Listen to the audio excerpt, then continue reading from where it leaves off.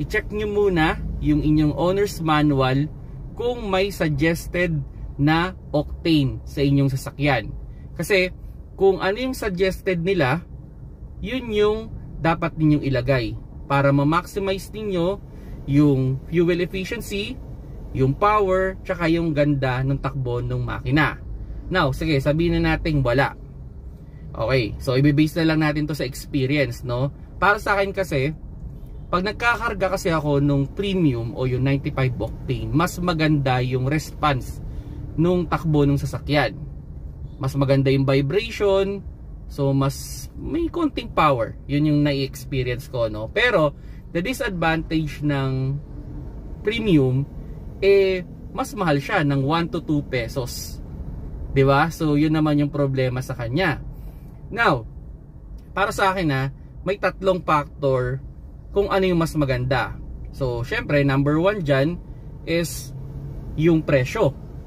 So, 1 to 2 pesos difference. Malaking bagay din yan.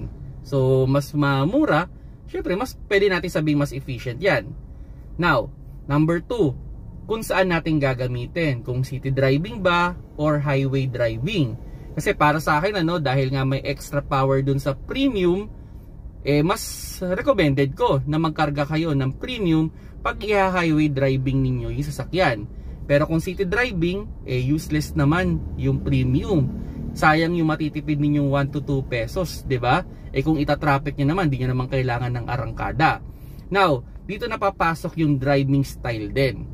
Kasi kung halimbawa yung isang driver magkakarga ng unleaded, then hindi match sa kanya yung takbo ng sasakyan. So ang gagawin niyan, pipiga ng gas yan.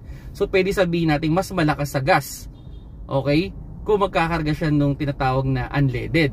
Pero kung magkakarga siya ng premium na babagay sa driving style niya, matulin yung sasakyan, so pwede natin sabihin mas efficient yon kasi hindi siya pipiga ng pipiga.